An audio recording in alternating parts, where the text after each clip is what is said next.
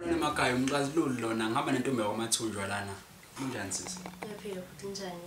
Sanibonani babukele emakhaya umi ngaphambi kwenu ubuhle wakwamathunjwa ugeza uThobho isilo semanti umvubulenze kaDawu khathide. Sasikhalalisele nje ngokunqoba kwakho umncintiswano wentombi enhle njengoba sonke sazi ukuthi inkosazane yokuqala. Uzizwa unjani njengoba unqobe umncintiswano wentombi enhle?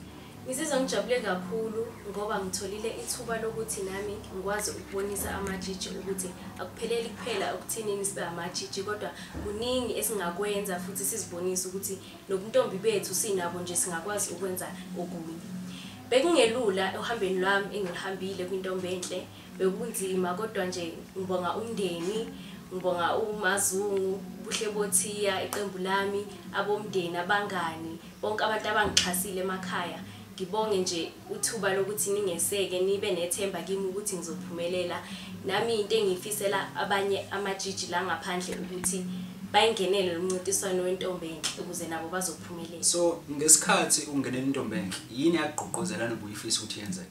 Into engigqugquzelela ukuthi ingene intombi enhle ukuthi emphakathini siyesibone ukuthi amajiji ethu ahlale angazi ukuthi amathalente awo ayokhipha kanjani. Intombi enhle iyasiqhugquzela ukuthi sikhiphe amakhono kanye namathalente ethu.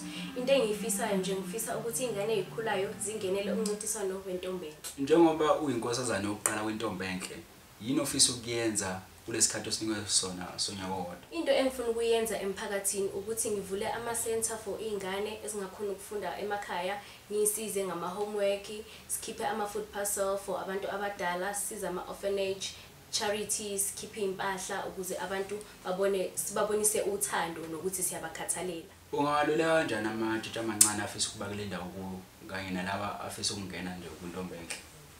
Amajiji ngawaluleka ngokuthi bazethembe. Ayikho into edlula ukuzethemba ngoba uma uzethemba ungafika la ufuna ukufika khona. Bangajoyina intombi enhle bathole amakhono wabo. Into nje engayisho emajijini ukuthi abasukume bayimele sibonise nathi endaweni ukuthi amajiji ayakwazi ukwenza into abafuna ukuyenza. Manje siyabona emphakathini abantu begxeka amajiji, isithunzi samajiji sidicelela phansi.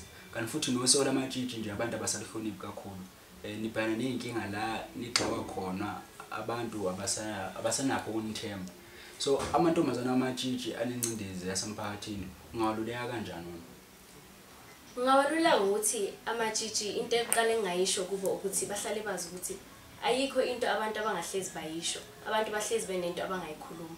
Kodwa thina singamajiji kumele sifunde ukuyimela, sithembe ukuthi lento esiyenzayo into ewusiko lwethu sisuka nayo kude. Angeze sivume abantu inkulumo zabo zisichithele phansi ngenxa yokuthi bona bangasathembi. Thina sisamile singamajiji futhi siyazethemba. Into engayisho nje ukuthi mantombazane asimeni siqineni sizibambeni zombili. Amantombazane la azongenela intombi enhle 2022 uwaqoqozela kanjani wona? Amajiji azongenela umncintiswano ka-2022 intombi enhle ngingabagqugquzelela ngokuthi ziningi ingqinamba abasezohlangabezana nazo. Into nje mina umuntu engifuna yenze ukuthi azithembe aqine ngoba ama-situation asezofika umuntu acabange ukuyeka kodwa akusiyisolution. Ungene la ngoba owazi ukuthi unetalente ofuna ukulibonisa abantu emhlabeni noma emphakathini. Ngakho-ke ziveze ukuthi ubani. Ntombi yakwamathunjwa siyabonga kakhulu ngokuthatha isikhathi sakho ukuthi ufike lana ube nathi sifisela okuhle-ke kuzo zonke izinto ofisa ukuzenza kulo nyaka lo. Ngiyabonga kakhulu ngokuthi nami ningilalele ukuze ngikhiphe uvo lwami emibuzweni ebekade ngibuzwa intombi enhle. Ngiyabonga. Babukele emakhaya siyabonga ngakho konke sibonga ngoxhaso lenu. Nisaleni kahle.